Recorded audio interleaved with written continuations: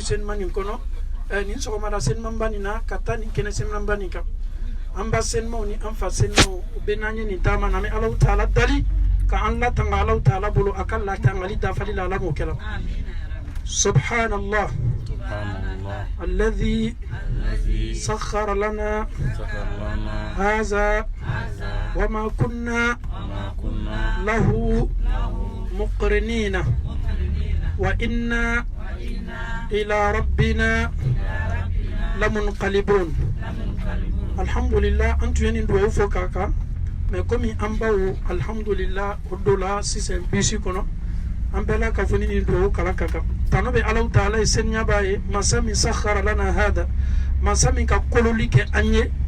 نمبر فينا مين بيسي نيكا بيسي نمافلة كنيجو مافلة نيجو لدولا نيونا كاسودة كفرابينو نا نيونا وكا كبانكا إسانسي كالا نيجا نسلا بورلا نما بورني فين فوسي فو الله تعالى كدي no ame Allah taala fo masamin diana kanin nega kolo anye ka karaba anye kasoro an yere kala nyininte an fana bela ka foni mesigi ka Allah taala lima do ni edwa wiye tamala kelengile nam be kan ka do min kala ki yere la tanga ame Allah taala dalilin do foni ko ka Allah tanga laburi ambe kala mo kala alhamdulillah ni sodja bele flana e munye ala karako sallallahu alaihi wasallam hadisa sen mamba kono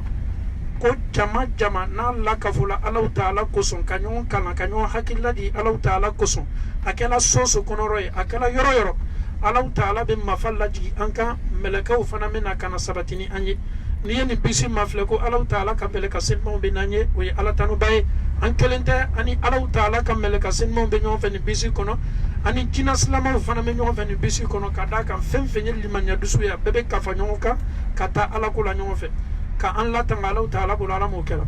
la sawali sabana la yuru taala koni adamadon farla nyonka ala koson o ka faranka nyo ko fe no bana faranfarana Allah taala bo bajulmu ya faka julmu ya fadi ambe mala mo kala alhamdulillah rabbil alamin wala li la sila amma wala li jabi o ye kabos la mo hake woro mi me an nyonje ni badani wala na yi invité ala karako sallallahu alaihi wasallam kwanye wala li jabi donc ni wala li jabi mini Allah taala e am hardiga blala anye bo anka sokono saliman kabanka anko sigi saliman kunno ya ambe ala mukala alhamdulillah Sheikh Hassan bana be fola ambaw ani amfaw an loni meni la jogo minye nan tala anye do faraka kadaka adamade illa korosila ki anime katme yereka no anta to jamawlima anta to salama kenelika anta to wajibili kenelika anta to ala taala makal la mayrodi ante tala logola ante tala fere kayoro ante tala business kayoro la nyini mi an la banka so kono katanga limanyaw jidi ani bado yan wole ka be miriya belebele mi ma alhamdulillah obe kanga madrasa so magbe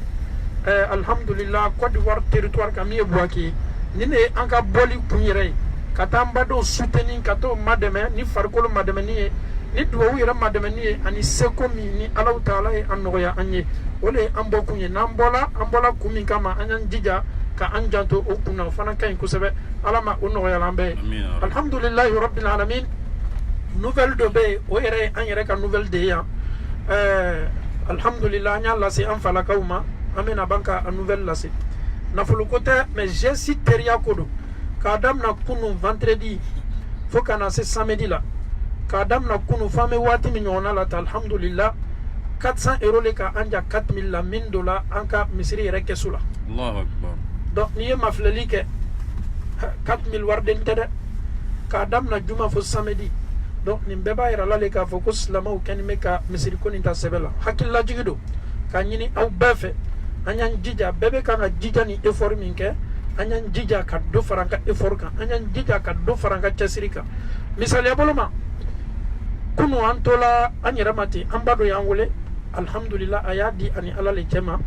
ayangole ka digi ka 1000 euros compte ka diko kabla misirikola ni islama ya ere kanunte amba ere fana abenanye bisi kono ya meto falu kote ka yara anna ka focus islama ya kanu na ba na dla pour la damaden ka bese ko bekela koko ye ala ko ibadi aliti ko mafle ni ka adamaden 1000 euros bola yara kun wati kado ala kola 1000 euros be $7 adamaden ko chamante de mais ka fo lo nyanya masika ndi Allah taala ma pour ken nyese sara ko nyma sorola donc ama Allah taala dalika ninke sara ko nyma ambe mala mo kala donc alhamdulillah rabbil alamin hakil ladi bele mi maybe wala ye alhamdulillah amba minu nana ka donanye ama kanu ka fo alhamdulillah ano bela ka fo ni kele ni lil kawi assalamu alaikum tanasi tawla aw danse aw bolaso aw nanaso ame Allah taala dali anka ni ka fo nyoya ka kar ne ka fo nyoya la mo kala anyo kanu islamaya min ko son note aw tu mese ka ka burfinta e ka bolil ka ta pari ole kan wa wala maka belgique o makono aw nyeta ka sala ke kele ni bebe islamaya tin islamaya kanu neera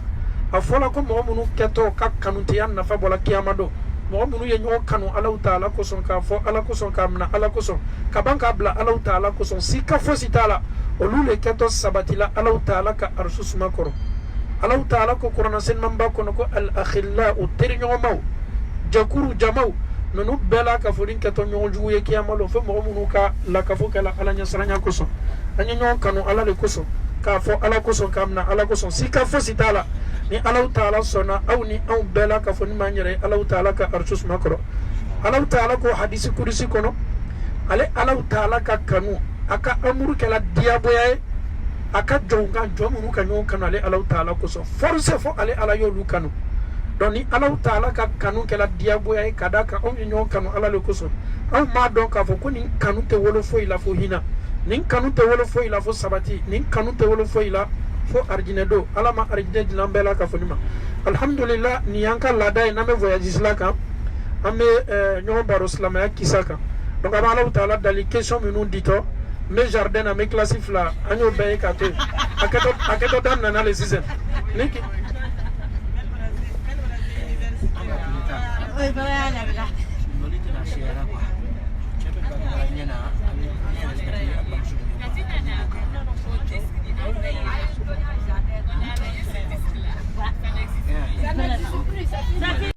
assalamu alaikum wa rahmatullah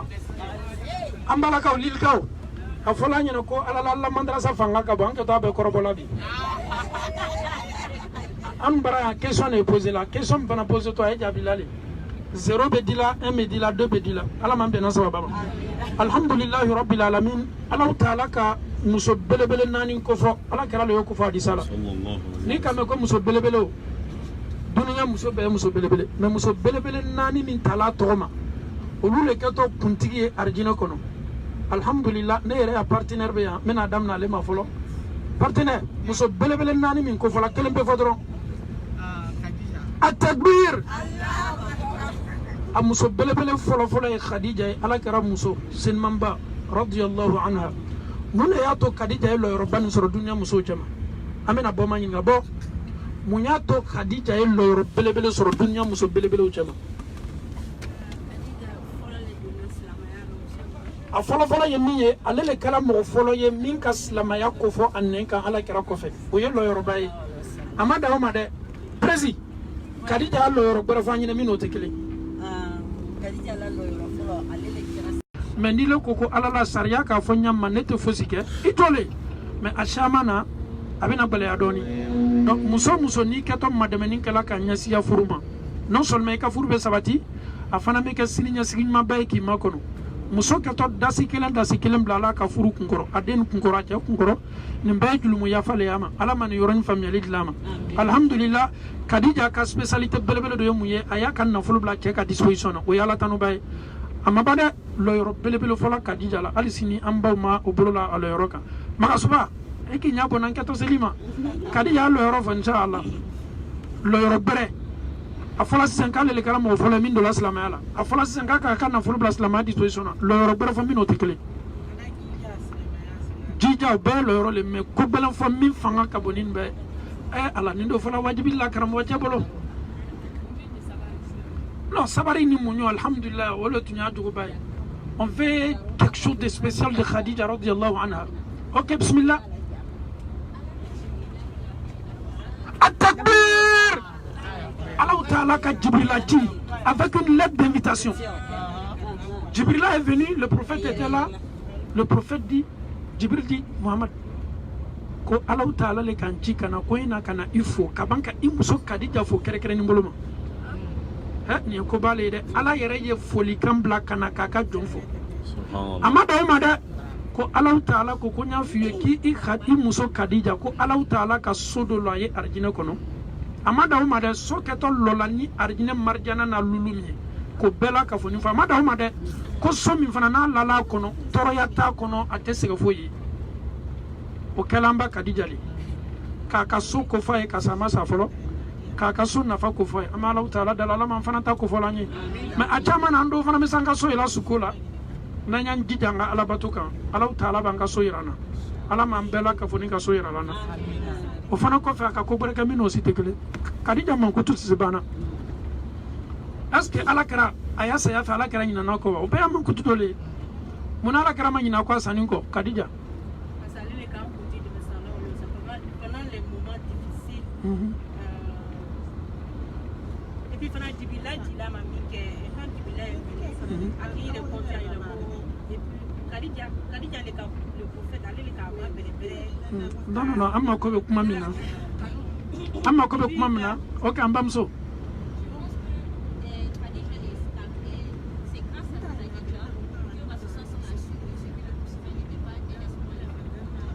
oui, il y a quelque chose que le prophète faisait après le décès de Khadija. Ok, ça va dire quoi fait moi, bismillah. Atumeto ka saraka bo, ka saraka sogo sacrifice sur la taille. Amba Aïcha Kelela, c'est tout à fait normal. La jalousie de la femme, c'est normal. Quand tu aimes ton homme, tu dois être jalouse. Mais jalousie positive, c'est ce qui est recommandé. Aïcha maintenant regarde son mari, ya Rasulallah. Mais Allah t'a donné une femme qui est encore jeune par rapport à Khadija qui était âgée. Le prophète dit, Allah Karaka Moussoma, que je ne peux jamais oublier ma femme Khadija. C'est elle qui était là lorsque ça n'allait pas. C'est elle qui m'a aidé avec son argent. C'est elle qui était là donc Allah Karamanina Khadija ko. Khadija balma muso do na londo. Allah Kara ye bona muso to la kumana. Allah Karaka muso kuma kame wallahi Allah Karaka ko subhanallah ko nyum muso Khadija kuma kame. E Khadija fana tunga fendo di adem so Zainab ma furula. Allah Karaka fon ye jambe se kisa o folanye. Ok, bismillah.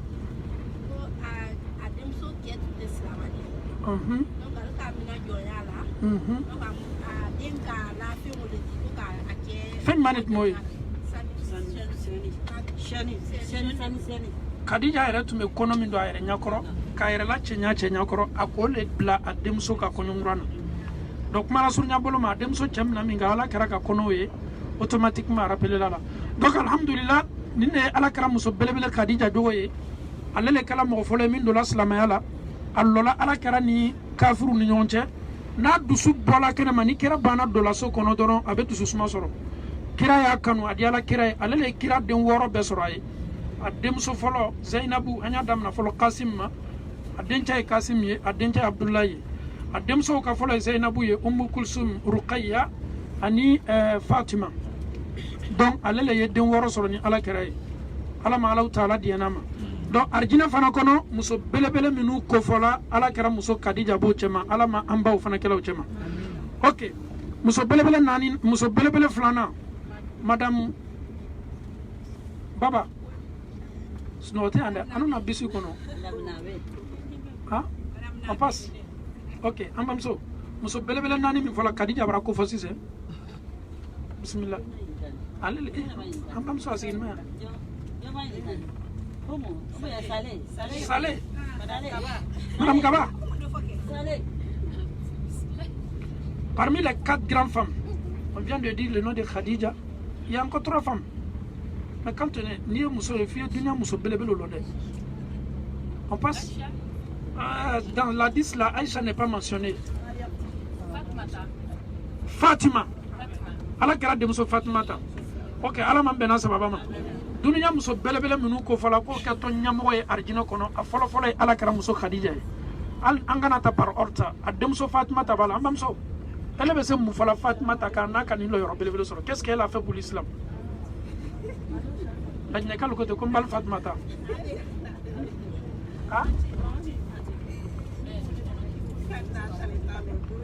Ah ok. Maman connaît. Elle avait ce mouffe la Fatmata quand elle a créé de Mousso. Ah? Dembra lettre. Non, à Kabako de Manek.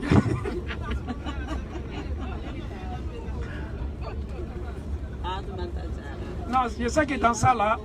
les mamans connaissent beaucoup Fatimata, mais Fatimata est à court. Ok, Ambamso, bismillah.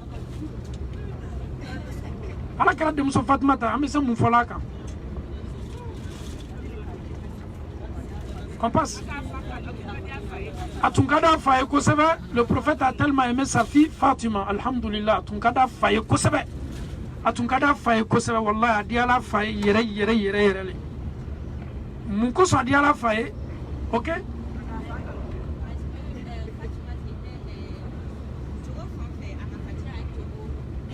Aka fa dugu beta, amma fani tuma, amma digini tuma.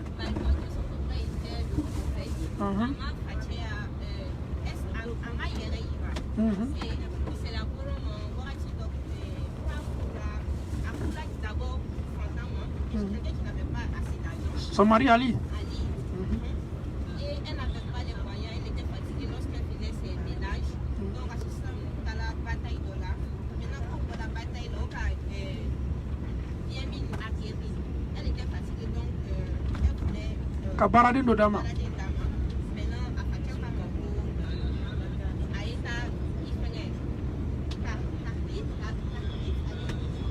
ok, ambam soka yorom fosi zen domi sama de mena yorola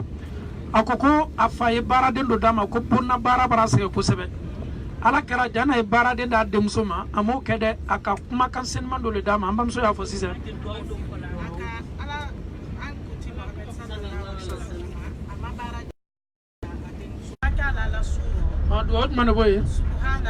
subhanallah shadul bisabani sabah Atakbir Subhanallah bisaban sabah Alhamdulillah bisaban sabah Allahu Akbar bisaban nani Koni muso bana ukela kaba ala tako adekanya la bona barabela Suro ebaki lala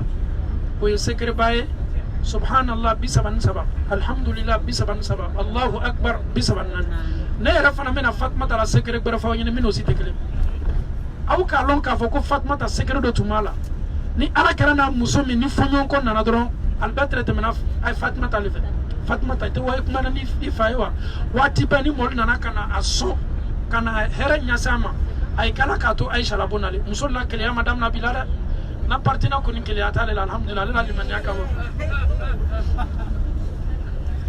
a kana na parti na tɔ jɛ dɛ parti na keleya tɛ ye dɛ alhamdulillah ala ma sɔnna yala muso le farala ɲɔgɔn kan londo ka taa Fatumata sɔrɔ ko Fatumata vraiment an tɛ ko dɔli faamuya la mɔli le nana ka na cadeau di ala karama tun tɛ saraka min nana dɛ a tɛrɛ cadeau le min nana différence ye saraka ni cadeau cɛ fa ɲɔ le lɔn ala kɛra tun tɛ saraka don min na a tun tɛ saraka min nana donc cadeau le tun ye kɛla ala kɛra ye komi an balakale y'a fɔ sisan ko non ko ML lɔn filɛ nin imam Benke don a kɔnɔ ka mɔbiliba dɔ di ala ma sɔnna yala donc alu nana kana fɔ Fatumata ɲɛna ko ala la ko i fa waati bɛɛ n'a ye Aisha la bona mɔgɔ yɛlɛnna kana cadeau d'a ma an fana ye fɛ a ye kɛ an na bona mɔgɔ yɛlɛnna kana cadeau dɔ di an ma Fatumata fana n'a fatula baro la ko baba i muso sela ma dɛ ko waati bɛɛ ni mɔgɔ nana kana geste ni cadeau d'i ma i kɛla k'i to Aisha la bona le ko an fana don wallahi ni kuma fɔla min kɛ ka ala kɛra ɲama yɛlɛma a ko ko Fatumata est-ce que i ye ne fɛ wa a denmuso ko baba i duman ye ni fɛn bɛɛ ye ko wallahi ni ka ne kanu ye Aisha fana kanu ka tɛmɛ bɛɛ kan ko Aisha la kanu ne dusukun na ko nin ma fara ne yɛrɛ la nin bɔla ala yɛrɛ de la k'a bila n dusukun na ko mɔgɔ si kana n tɔɔrɔ Aisha la ko la ko n m'a fɔ mɔgɔ si ɲɛna ko hali ye makɔnɔni kɛ ko nin dɔ la Aisha la bon na Jibrila yɛrɛ ma jigin ka muso wɛrɛ la bon na ni Aisha la bon na lomi i ye jigin ni ne Alahu Taala kumakanw ye k'a d'a ma fɛn min yɛrɛ bɔra Alahu Taala yɔrɔ aw kɛtɔ bagala ala kɛra mawla ka bɛn sahaba tɔw ta ma donc k'a yira k'a fɔ ko Aisha a fɔla k'ale le komi domini bɛɛ ka di mais domini min ye labɛnna ka a kɛ ka lonɛw ɲɛsigi Aisha tun b'o ɲɛlema domini tɔw cɛ ma ni ma ɲininkala ala kɛra muso tun ka d'a ye ɲɛ jumɛn ma muso bɛɛ tun ka d'a ye mais différence min bɛ Aisha la diyaɲɛ la lona fanda domini o ye labɛnna ɲɛ min ma ka sogo ɲuman k'a kan Aisha tɛrɛ o ɲɛlema domini tɔw cɛ ma muso tɔw cɛ ma madame nabe do brayra wala ale ala man bena sawaba ma ala ma annal fana di ala fali o nyama parce que kanuni ala taala ka kanu yere yere bla do sukuna ole kaboni ko be donc ambe se ko kananga kisama muso belebele nani do e Fatmata e albi Fatmata mankutu maba ani munko afani apoka siliki tatola telefona ka chema si juru ko ka jol non te Fatmata e ele kan Abubakar dem solemo ando e Fatmata le atuma te kuma kana batu est-ce que londo ana ali fona nyon quoi Fatmata na tete la ka fo nyon quoi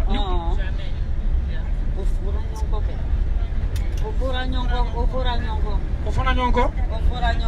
kuma nana kana sala kama ala kala kodi Fatmata nara kana afo afakenye ko ali dibina le koro bidoni ça dit c'est ka non ne ta kuma la bara ibili simla accélérateur kan fiya digile kata bon kono furu kono isona nyanya ben blala cheni muso nyanya londo alketo fona nyonko ole bebe furu la diala mais ni la ko le ta ko si konkon ka ko ala lan cela kelem senin kasia furdol kanute sabati fo kelem sen nena nan bola kelem sen do lebe do be fra kanuka adama den ka kanga ni ne be mafle ka nyina mayala ala kera la sokono wati do la fonko nyoya tumina nana musol chaire tume do bona ka daso ayre ma don ni le ni chafona nyonko telephone na wala mal fona nyonko kuma na anya donc ka fo ko fonko nyoya asabati ni me bombe kelengele na be kono ala ma sabar le dila ama ala kera dem so Fatimata kira ka lanin to saya lafinka mol dusubara kasal kono mol bara toro dem so bara kasi afala jangaro juguyala ala karaka dem so le ko Fatmata e sabari ni ala sona toroya mi faka ka toroya be bambi Fatmata kasila ka kasi ala kara ko ay ko dem so ni ala taala sona iketo arjino kono dem ka sunguru kuntigi adem so sawala abana ko adem so ele le keto mbara mo folo en sanin ko mo min tutonna nsaya ko fe ala kera samin kala adem so Fatimata karo woro adem so Fatimata fana fatula donc ala le kala ala kera la ludu ngo mo folo en min tuna ala kera ko saya ko fe ala ma famiyal ko madila donc muso belebele nani fla bravo amma ko e fla to kelena Maryam واذكر في الكتاب مريم أعوذ بالله من الشيطان الرجيم واذكر في الكتاب مريم إذ انتبذت من أهلها مكانا شرقيا فاتخذت من دونهم حجابا فأرسلنا إليها روحنا فتمثل لها بشرا سويا الله تعالى كمن مريم كفو أويه أو ما أنتي نكلا مسبلة مسو جما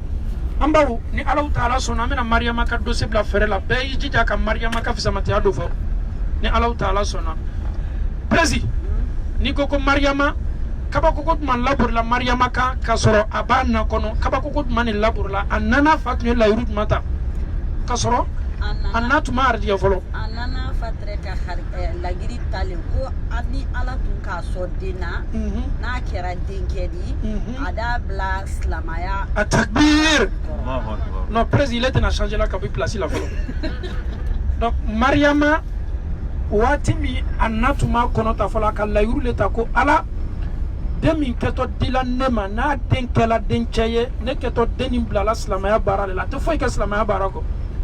Allah Taala ka Maryama na harjiya o wati la échographie tintekela ka loni de che wala ma musole Maryama na ka Maryama soro min ke ka ye ka fo ko denye musoye adotunga la yuruta koni denkela denche denitena bara foy kela fo ka bla slamaya barala ne ka manyini ngali miyo jana nye question jabi folo anyo yoron dorombe jabi muna muso ka la yuruta ko denke dencheli très bien parce que fanga e chawle la slamaya bara la ko bala me kun olule la donc aye fa denye ke moye ko bala me se kuna mina ka be slamaya bara ma donc Maryama na ka Maryama soro minke ako Allah Taala ma ko ala langa demi sorele Allah Taala bara ye nye la yuruta denchele me dem sole nana donc alhamdulillah Allah Taala ye dem so ni ke dem so ye aye fi samanti abada ma ko son Allah Taala ko waskuru fil kitab Maryam Muhammadu nya faye Maryama ko fa molye izin tabazat wati mina Maryama ki chejanya kabwa baramolla kata yorola atala kata makunya ke yoromi ala ka Maryama to yene Jibrila nana ma adamadiya saurala Jibrila kan nife Maryama ka tafe jala kan o yele manaka ke konoy Mariama ka sika damna amona misiri lale akaka ko beke misiri lale kabina fitina ma molka sosoli kaka wati la chokoroba nyuma me denta la ka lamu beka sosoli ke Zakaria tume alaka nabi maba komi Zakaria ni Mariama ka surnyona molku ka ko kana ke paramoya ko kwanye tiraji ke ni tiraji bena momi ma be Mariama ta ka lamu do Allah taala ka tiraji ben Zakaria ka Mariama ta ka lamu ka to lama bonda kono Mariama Allah taala tuye arjina yiridenw de dila ma tumodo ni Zakaria nana kana bo Allah modema abena kana yiriden do sora bolo yiriden min terati te ko abe ma nyingali ke Mariama jone ka yiriden dima Mariama ba fo ko ni yiriden bola Allah taala yorole donc kabini Mariama be dugolo ko kan abe kanga arjina yiriden do fo Mariama nana punya sa atala kola ala ka Jibril ci kanama ne ka ma nyingali mi Mariama nya ka Jibril mi akapuma kan folo kala muye. Qu'est-ce qu'elle a dit? Bismillah. En arabe. Bismillah. واذكر في الكتاب مريم إذ انتبذت من أهلها مكانا شرقيا فاتخذت من دونهم حجابا فأرسلنا إليها روحنا فتمثل لها بشرا سويا قالت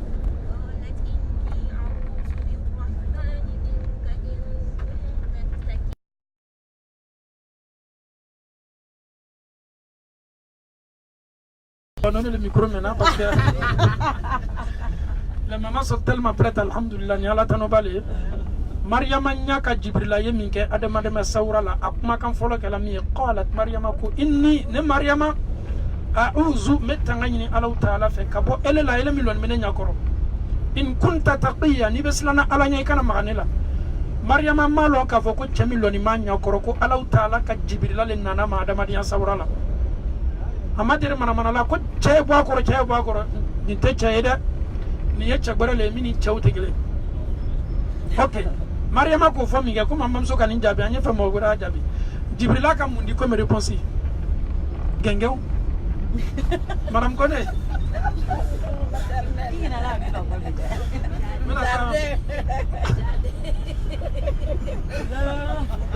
quand j'ai fait un micro comme ça,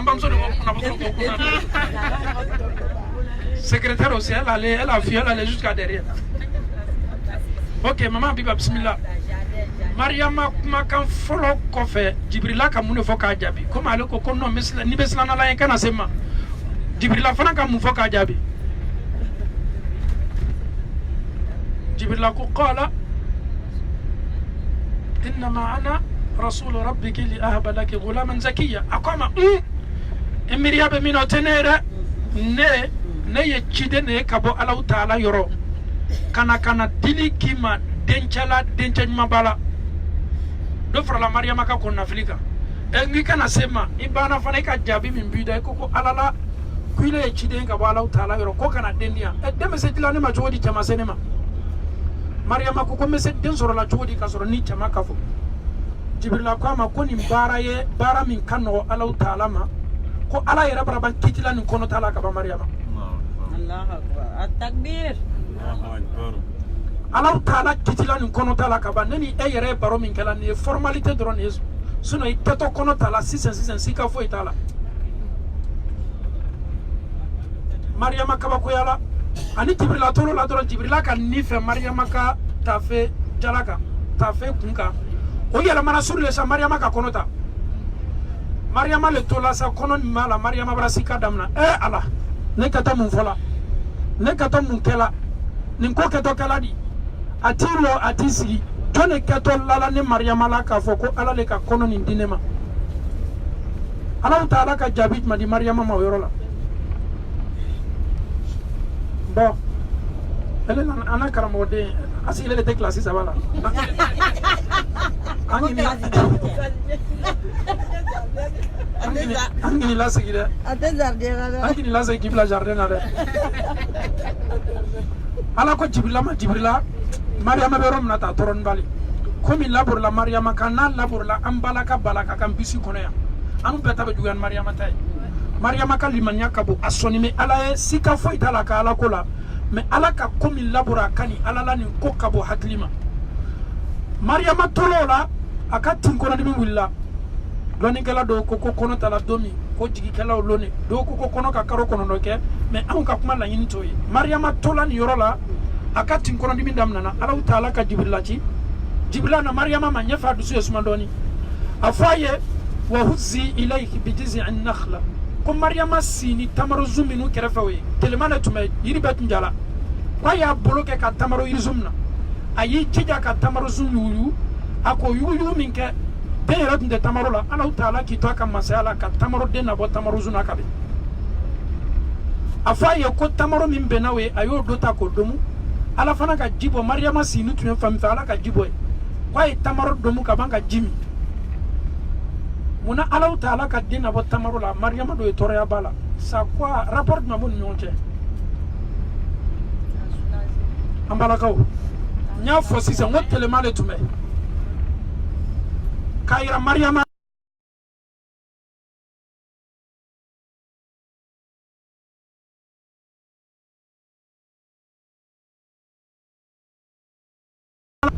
nin bɛɛ bɛ kɛla le ka Mariama hakili sabati k'a dusu suma ka ban fana k'a ye ji min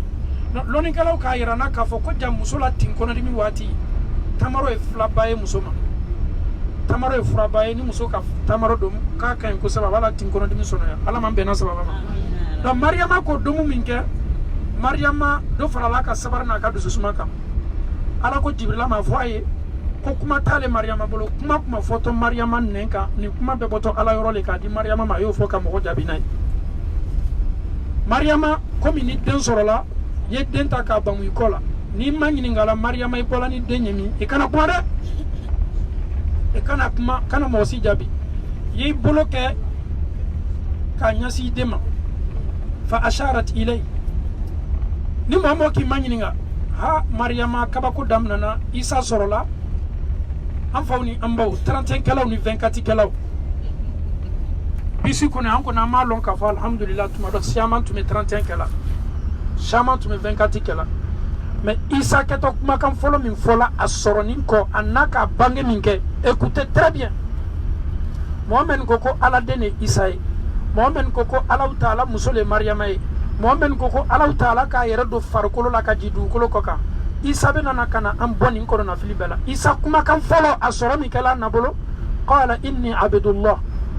Isa ko ko ne min sɔrɔ san mini ne ye Ala ka jɔn ye n tɛ Ala den ye n tɛ Allah taala bɔɲɔgɔnya ye ne yɛrɛ ka Allah taala ka seni ka kɛ ne ye inni abdullah ne ye jɔn atani alkitaba Allah taala ka ne ladiya ka gafe diya min ye n ka bibulu ye a ma dawo ma waja'alani nabiyya a banna fana kan kɛ ciden Isa lani bamu fani n'a sɔrɔni a bɛ kan ka nin kuma bɛɛ fɔ ne lani m'a la n ma muso min sigini ma diya ne muso min sigini ma ni nin kabako kɛ a bɛ bori le k'a den to yen a lɔlɔ fo Faransi ka den sɔrɔ ka ban ka kuma an yɛrɛ la mɔli den bɛ den na n'a sɔrɔla ɲɛ dɔ ma ni den yɛrɛ kɛla ɲɛ dɔ ma ale y'a tala le ko non ko sale ale bɛ taa den bisi k'a ni bɔ a la ko sale k'ale bara basi k'a kan k'a bara bori k'a sɔrɔ wuya alu k'a kun tele k'a lafili ni ne bɛ an fɛ yen silamɛya lɔnbaliya le den bɛ se sɔrɔla komi aw b'a kalama cogo min tubabu dɔgɔtɔrɔ y a des enfants qui naissent ale y'a fɔla ma muso dɔ yɛrɛ kɔnɔma ale y'a fɔla le ko anomalie ye den na n'i diyɛna an ye den bɔ kana den k'i den bɔ ka bɛn kumaw ma dɛ sariya bɛ sɔn waati jumɛn de ko muso kɔnɔ ye tiɲɛ ni muso taara dɔgɔtɔrɔso la den min ye muso kɔnɔ ni den ka sɔrɔ kɛtɔ muso ka karifa minɛna la si la vie de la mère est en danger dɔgɔtɔrɔ ko non ni den ma bɔ hali fila la kelen bɛ sa sika foyi t'a la 100% sariya bɛ se diyɛna ka ni kelen bɔ yen ka ni kelen sauver sariya bɛ se diyɛna o ma n'o tɛ i den min sɔrɔtɔ a kɛtɔ kɔmɔ le ye wa a kɛtɔ lahalatɔ le ye wa a kɛtɔ fɛtɔ le ye wa Ala taala ko k'i ye diɲɛ o ma i harijɛgɛ le bɔ yen n'o tɛ lon dɔ natɔ Ala taala ko kuranɛ kɔnɔ a'udhu billahi minash shaitanir rajim bismillahir rahmanir rahim wa izal maw'udatu su'ilat den minnu fitinimaw nana kɔnɔ minnu tiɲɛna den minnu su dola denmuso minnu su dola o kɛnɛmaw Ala ko k'a bɛna ninnu bɛɛ la kunu kiyamalon k'o lajɔ aw faw ni aw baw ye aw bɔnɔ aw ni la ele yɛrɛ den o de kɛtɔ ma ɲininka la ka bɛn e ka kiti ma an bɛ Ala taala tali Ala ma Ala yafala kɔnɔ tiɲɛna kelen kelenna bɛɛ ma ni ɲɛnamaya n'i y'a mafilɛ surtout an fɛ farafinna muso do be toni la jarabili la sunguriya bonda kono be kono ta o be ta kata kono che aye julumu belebele ke mi ye ni boye ado fala koni mo mo ni kelembe bo ki ka dunya bele bonani la sika fo itala mais Allah taala fana ka yafa ambe tubi bonda ele ira bela ni ki boloka ni dinala comme nous temeni ka nyana maya la ka passer là chacun est passé que ça soit positif ou bien que ça soit négatif ka chido mbwala chido ne senyana julumu manote adama dembe julumu to ala yera ko koni adama de untuma julumu ko ka du ko ka abe ambela ka funi boy ka danfen gbara bla kana minu be julumu ka banka ya faluma ne ma yera ka foko ala taala ka julumu yafa akabu kujuya kana ika julumu mafle ala taala ka yafa mafle iyere lasi ki yere senya ki yere di ala taala mani ala sona ni ka yere lasi ki senya na ki yere ika tubi senya na ala taala ka yafa kabu alama ala yafa la ambela ka funima alama ala yafa la muso na ye ni toroya nyona la se ayerema ka ala yafa be ma ala mukela donc amesiki kana Mariama ka demba mo akola annana kana se jamama mol kuma kan fola kala mi Mariama aw mi falo mo juguye ami bamso fana lo sunguru baye Mariama sona kaninke ki fani batoje okoso den wati dola ibe se mankutula ka be ifama ibe se wola ifatola karama sira denete ninka alanya siranya mabarana parce que afatni alanya siranya jombaye ninka alanya siranya mabarana kadaka annaka furla batuko sebe mais ni mo min fana naslana alanya o misaliya an muso le to babula ni do ka famu mafle chokoroba ko demso jogodo selwatu la demso to meseli demso kuna ko lunte kala luma mais bi muso chama ko yero soro to babula sigila o chawte o blala sutra tala olu yere bana nyina na ka fo ko ja sutra tani ko bate sutra do te tala i je ko so ameni fo wajibili la sunin tele ite tigala ka fo ki chabe muso berala do foni le sala saya yere ma karo sababo ele ma sutra ta e ko ki ketu ire la chenya la chemi nyakoro chaw ni muso berabe diala ele la mi ka kaburu toro yala ika ke jona wallahi ka ki yere la ni beslama yake ni ala chamala la kana chama flele muso dol fana me nul ka sutra ta nana chaw fana nyon ko doron abe sinka sutra ba kuna ko ka chela mone yere la mone le boy no te ti chela mone la we ala ma be na sababa ma donc Mariama be dunya muso belebele nanu chama ni Mariama boledo Asia